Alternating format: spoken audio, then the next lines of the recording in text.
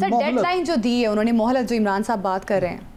अच्छा, देखिए, president Trump जो है ना, वो इस तरह की स्टेटमेंट्स रोजाना के हिसाब से देते हैं, और मेरा ख्याल है कि हमें उनकी स्टेटमेंट्स को ज्यादा सीरियसली नहीं लेना चाहिए, क्योंकि अब दुनिया और इवन अमेरिका भी है, वो उनकी स्टेटमेंट्स को सीरियसली नहीं लेती। क्योंकि ये ना उनका जो, अगर आप उनकी पूरी जिंदगी का अहाता करें तो आप देखेंगे कि क्योंकि he has been a real estate बिल्कुल। डेवलपर, तो ये वो उनके नजदीक इस तरह की स्टेटमेंट्स देना एक्चुअली बार्गेनिंग प्रोसेस का एक हिस्सा होता है। मेरे ख्याल में अमेरिका के लिए इस वक्त अमेरिका की बहुत बड़ी ख्वाहिश है कि किसी तरीके से ईरान के साथ एक मुआहिदा हो जाए, क्योंकि जब तक मुआहिदा नहीं होगा, जो है ना, दिल्ली के हिसाब से अमेरिका अपना इन्फ्लुएंस गल्फ और मिडिल ईस्ट में लूज करता चला जाएगा। जी। लेकिन डेफिनेटली क्योंकि वो एक इस इलाके के अंदर एक इजारादारी उसकी मेंटेन रही है, तो वो चाहेगा कि स्ट्रेट ऑफ हॉर्मुज और न्यूक्लियर जो कैपेबिलिटी है ईरान की, या मिसाइल कैपेबिलिटी है, वो कुछ इस तरह से इस मुआहदे के अंदर हैंडल हो कि वो वापस जाके अपने मुल्क में अपनी कॉन्स्टिट्यूएंसी को कह सके कि हमने बहुत अच्छी डील की है, उससे बेहतर डील की है जो प्रेसिडेंट ओबामा ने की थी। तो मेरे ख्याल में हमें प्रेसिडेंट ट्रंप की स्टेटमेंट को ज्यादा वेटेज नहीं देनी चाहिए, एयर मार्शल लेकिन ये साहब, उम्मीद करनी चाहिए कि क्या कहते हैं कि अगले 60 दिनों में जो भी है उसके अंदर ये मुआहिदा हो जाए, क्योंकि अगर और मैं समझता हूं कि इस मुआहिदे के होने के चांसेस ज्यादा एयर हैं मार्शल अगर ये जो एयर नेगोशिएशन मार्शल है ये साहब, पाकिस्तान वापस शिफ्ट हो जाए। एयर मार्शल साहब ये फरमाइएगा कि थोड़ी सी बात अब इस मौजू पे भी कर लें कि जो यमन के जो हौसी बागी हैं, उन्होंने सऊदी इत्तेहाद को जो धमकी दी है और सऊदी अरब से कहा है कि हम आपके हवाई अड्डों और अहम तस्वीबात पर हमले कर देंगे, तो आप क्या समझते हैं कि क्या वाकई ही ऐसा मुमकिन है? हालांकि सऊदी अरब ने तो कहा है कि आपको फिर भरपूर जवाब दिया जाएगा, और अगर खुदा न खास्ता ऐसा होता है तो पाकिस्तान और सऊदी का, क्योंकि दिफाई मुआहदा, तो फिर आप समझते हैं कि फिर पाकिस्तान को भी इसमें शामिल होना पड़ेगा? मेरे ख्याल में जो है ना, मैंने ये खबर पढ़ी थी, लेकिन देखिए यमन में इस वक्त दो ग्रुप्स हैं, एक प्रो सऊदीया है और एक प्रो यूएई है, और जो प्रो यूएई ग्रुप है उसकी तरफ से ये खबर या निकली है या उन्होंने ये धमकी दी है। मेरे ख्याल में जो है, अगर तो क्या कहते हैं, इस ग्रुप ने सऊदी अरेबिया के ऊपर हमले की कोशिश की तो पाकिस्तान को स्ट्रेटेजिक डिफेंस मुआहदे के तहत इन्वॉल्व होना पड़ेगा। लेकिन मेरे ख्याल में हुतीज बड़े सेंसिबल लोग हैं, वो जो है क्या कहते हैं, इस तरह इस वक्त जो है किसी नई जंग में शामिल नहीं होंगे।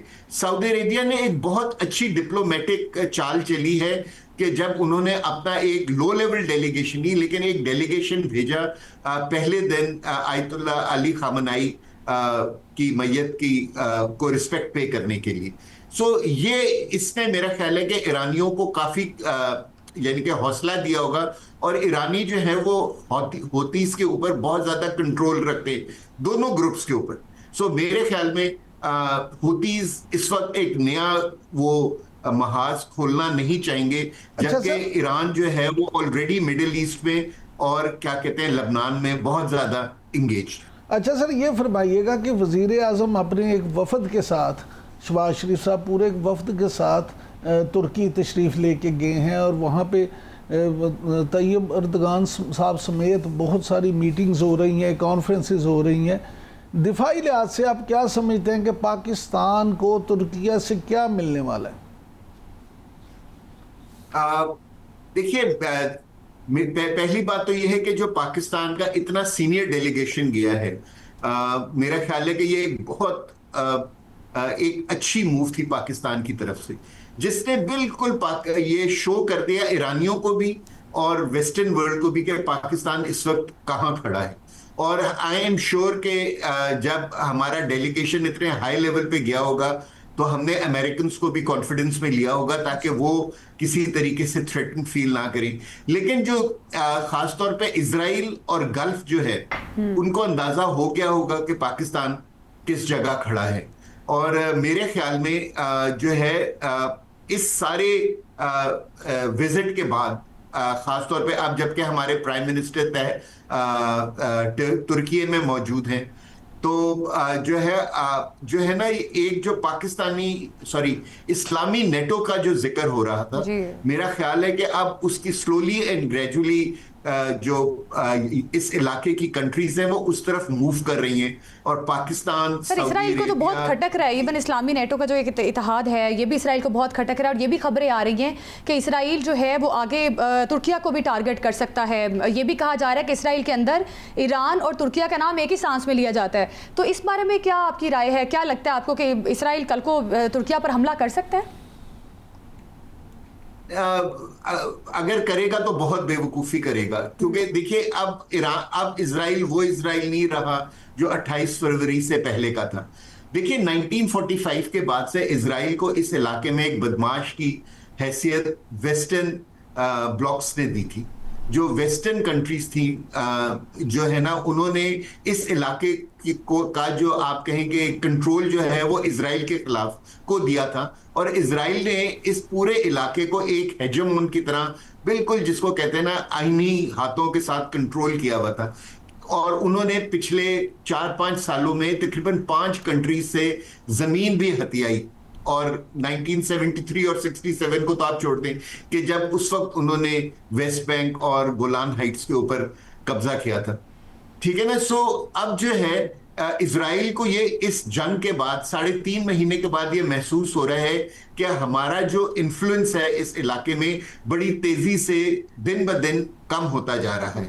और जैसे जैसे अमेरिका और ईरान जो है वो मुआहदे की तरफ बढ़ रहे हैं, इजराइल उतना ही इस इलाके में कमजोर होता है। एयर मार्शल साहब ये फरमाइएगा, वो तो अपसेट होगा, लेकिन उसके अपसेट होने का मकसद ये है कि जो ये मुस्लिम ममालिक जिस तरफ बढ़ रहे हैं वो एक सही डायरेक्शन है। और आप एक बदमाश को बदमाशी से ही कंट्रोल कर सकते। एयर मार्शल साहब ये फरमाइएगा कि अल अरेबिया ये दावा कर रहा है कि मुज़ाकरात का जो अगला दौर है ईरान और अमेरिका का, वो 10-11 जुलाई को पाकिस्तान में होगा। आप अल अरेबिया के ये इस दावे को किस नज़र से देखते हैं? क्या वाकई ही ऐसा ही होगा? मेरे ख्याल में जो खबरें आ रही हैं वो ये है कि अब इस वक्त जो है ना वो टेक्निकल लेवल के ऊपर गुफ्तगू होनी है। खासतौर पे जो ईरान को जो उनके अपने एसेट्स फ्रीज हुए हुए हैं, तकरीबन 12 बिलियन डॉलर्स जो हैं जो कतर के अंदर फ्रीज हुए हुए हैं, उनको वापस करने का एक रोड मैप डिसाइड होने। सो जो नेक्स्ट जो होंगे मुज़ाकरात वो तो मेरे ख्याल में दोहा ही में होंगे। लेकिन जिस तरह मैंने आपसे पहले भी अर्ज किया कि अगर हम चाहते हैं कि 60 दिन के अंदर एक पीस मुआहदा हो जाए तो पाकिस्तान के अंदर इन टॉक्स को शिफ्ट करना चाहिए, क्योंकि पाकिस्तान एक तो सालिस बहुत अच्छा है, दूसरा यह है कि पाकिस्तानियों ने दोनों साइड्स को प्रेशराइज करके एक बहुत अच्छा मुआहदा, बिल्कुल मुआहदा जो है इस वक्त एक अहम ज़रूरत भी है। दोहा में अगला मुज़ाकरात का दौर शुरू होगा ईरान और अमेरिका के दरमियान। देखते हैं कोई बड़ी पेशरफ्त हो सकती है या नहीं।